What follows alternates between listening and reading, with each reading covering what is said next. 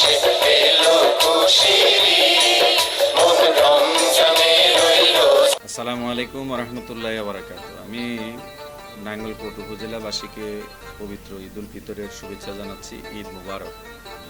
বিশেষ করে নাঙ্গলকোট উপজেলা অবহেলিত অবস্থায় আছে। কুমিল্লার অনেক উপজেলার উন্নয়নের দিক থেকে এগিয়ে গেলেও নাঙ্গলকোটে বিভিন্ন সময় বিভিন্নজন নাঙ্গলকোট জেলার দায়িত্বে আসলেও নাঙ্গলকোটের উন্নয়ন কাঙ্ক্ষিত মানের হয়নি এবং নাঙ্গলকোট এখনও পিছিয়ে আছে। আমি নাঙ্গলকোট উপজেলাবাসীকে ঈদের শুভেচ্ছার পাশাপাশি নাঙ্গলকোটে একটি পরিবর্তন প্রয়োজন এবং নাঙ্গলকোটে একটি নতুন নেতৃত্বের প্রয়োজন। এবং নাঙ্গলকোটে আমরা দেখছি যে নাঙ্গলকোটের মানুষ বিশেষ করে লাকসাম কুমিল্লায় বসবাস করে, যারা একটু আর্থিকভাবে বা সামাজিকভাবে যারা একটু এগিয়ে আছে। কারণ নাঙ্গলকোটে ভালো শিক্ষা প্রতিষ্ঠান নেই।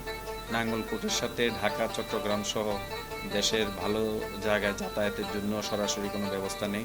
ঢাকা চট্টগ্রাম যেতে হলে হয় লাকসাম আসতে হয়, না হচ্ছে ওইদিকে 14 গ্রাম যেতে হয়।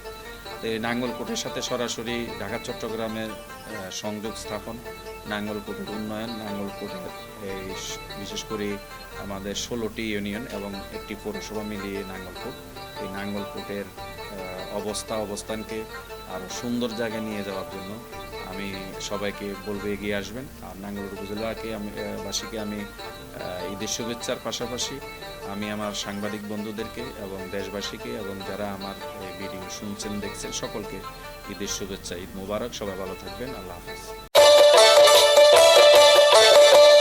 রমজানে রইল যার শেষে এলো খুশির ঈদ।